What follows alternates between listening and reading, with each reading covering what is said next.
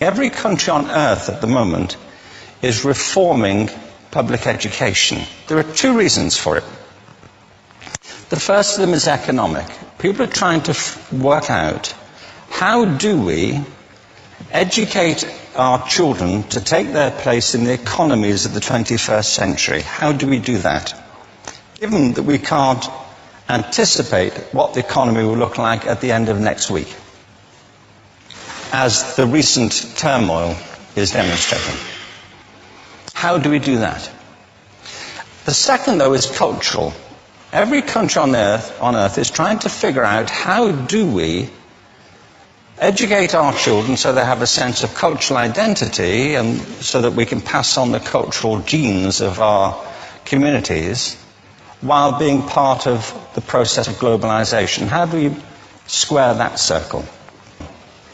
The problem is they're trying to meet the future by doing what they did in the past.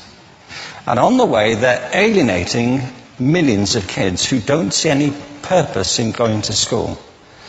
When we went to school, we were kept there with a story, which was if you worked hard and did well and got a college degree, you would have a job. Our kids don't believe that. And they're right not to, by the way. You're better having a degree than not, but it's not a guarantee anymore. And particularly not if the route to it marginalizes most of the things that you think are important about yourself. And people say we have to raise standards as if this is a breakthrough. You know, like, really, yes, we should. Why would you lower them? You know, I mean, I haven't come across an argument that persuades me of lowering them. But raising them, of course we should raise them. The problem is that the current system of education was designed and conceived and structured for a different age.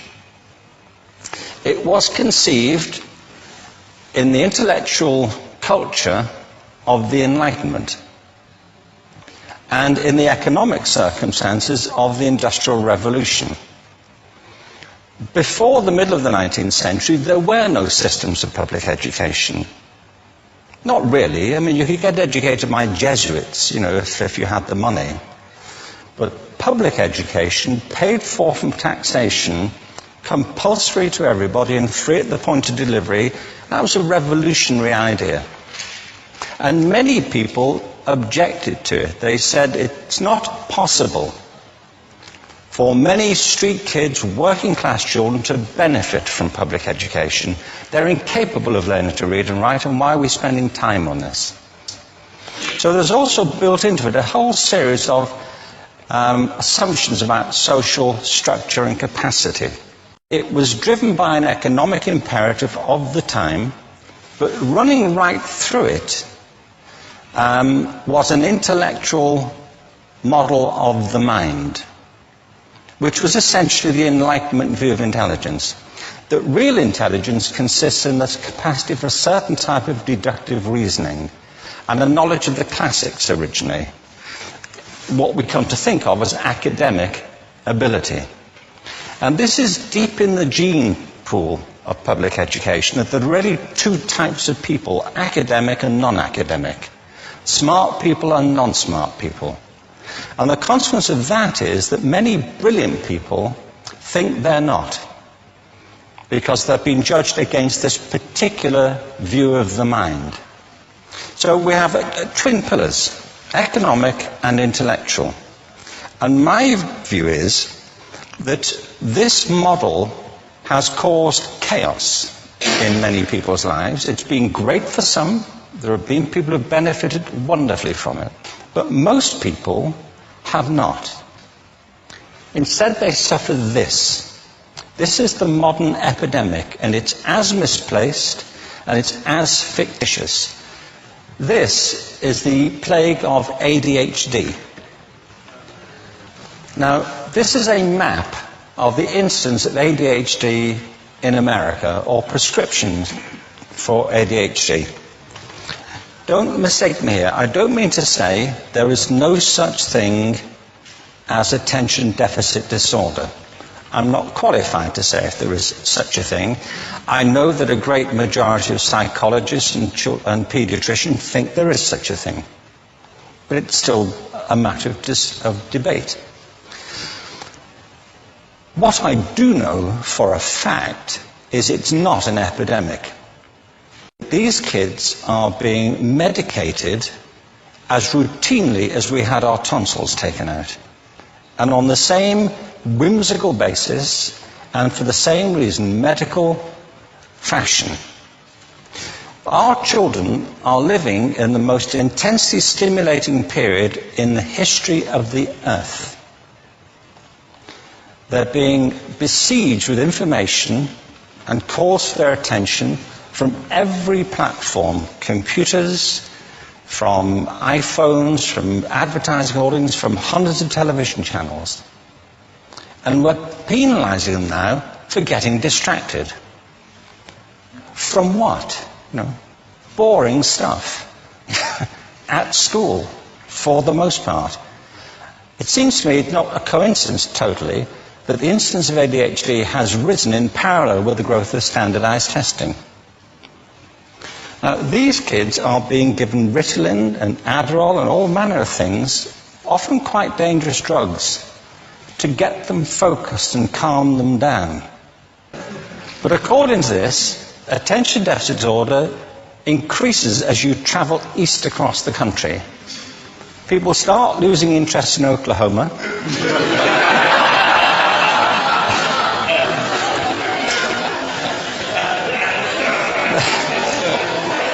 They can hardly think straight in Arkansas. And by the time they get to Washington, they've lost it completely. And there are separate reasons for that, I believe. It's a fictitious epidemic. If you think of it, the arts, and I don't say this exclusively of the arts, I think it's also true of science and of maths, but I say about the arts particularly because they are the victims of this mentality currently, particularly. The arts especially address the idea of aesthetic experience. An aesthetic experience is one in which your senses are operating at their peak, when you're present in the current moment, when you're resonating with the excitement of this thing that you're experiencing, when you are fully alive. An anesthetic is when you shut your senses off and deaden yourself to what's happening. And a lot of these drugs are that. We're getting our children through education by anesthetizing them. And I think we should be doing the exact opposite. We shouldn't be putting them asleep. We should be waking them up to what they have inside of themselves. But the model we have is this. I believe we have a system of education that is modeled on the interests of industrialism and in the image of it. I'll give you a couple of examples. Schools are still pretty much organized on factory lines, ringing bells, separate facilities, specialized into separate subjects. We still educate children by batches. We put them through the system by age group. Why do we do that? Why is there this assumption that the most important thing kids have in common is how old they are? It's like the most important thing about them is their date of manufacture. You know what I mean? Well, I know kids who are much better than other kids at the same age in different disciplines, or at different times of the day, or better in smaller groups than in large groups, or sometimes they want to be on their own. If you're interested in the model of learning, you don't start from this production line mentality. It's essentially about conformity, and increasingly it's about that as you look at the growth of standardized testing and standardized curricula. And it's about standardization. I believe we've got to go in the exact opposite direction. That's what I mean about changing the paradigm. There was a great study done recently of divergent thinking. Published a couple of years ago. Divergent thinking isn't the same thing as creativity. I define creativity as the process of having original ideas that have value. Divergent thinking isn't a synonym, but it's an essential capacity for creativity.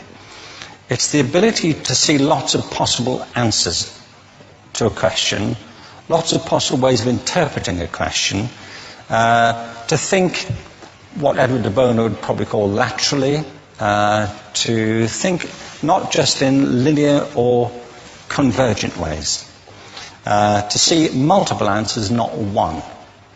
So, I mean, there are tests for this. I mean, one kind of common example would be people might be asked to say, how many uses can you think of for a paperclip? One of those routine questions. Most people might come up with 10 or 15. People who are good at this might come up with 200. And they do that by saying, well, could the paperclip be 200 foot tall and be made out of foam rubber? You know, like, does it have to be a paperclip as we know it, Jim? You know. Now, there are tests for this, and they gave them to 1,500 people. This is in a book called Breakpoint and Beyond. And on the protocol of the test, if you scored above a certain level, you'd be considered to be a genius at divergent thinking. Okay? So my question to you is, what percentage of the people tested, of the 1,500, scored at genius level for divergent thinking? Now, you need to know one more thing about them. These were kindergarten children. So what do you think? What percentage at genius level? 80. 80, okay. 98%. Now, the thing about this was it was a longitudinal study. So they retested the same children 5 years later, age of 8 to 10. What do you think? 50? They retested them again 5 years later, ages 13 to 15. You can see a trend here, can't you? Now, this tells an interesting story, because you could have imagined it going the other way, couldn't you? You start off not being very good, but you get better as you get older.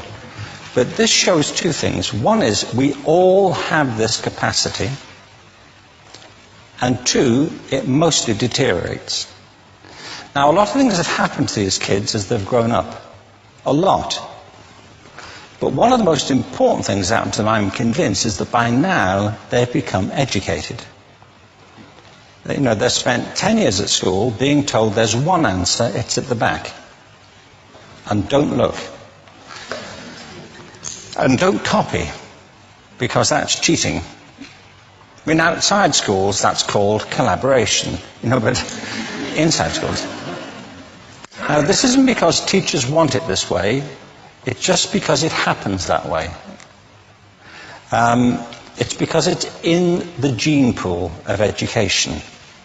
We have to think differently about human capacity. We have to get over this old conception of academic, non-academic, abstract, theoretical, vocational, and see it for what it is, a myth. Secondly, we have to recognize that most great learning happens in groups, that collaboration is the stuff of growth. If we atomize people and separate them and judge them separately, we form a kind of disjunction between them and their natural learning environment. And thirdly, it's crucially about the culture of our institutions, the habits of the institution and the habitats that they occupy.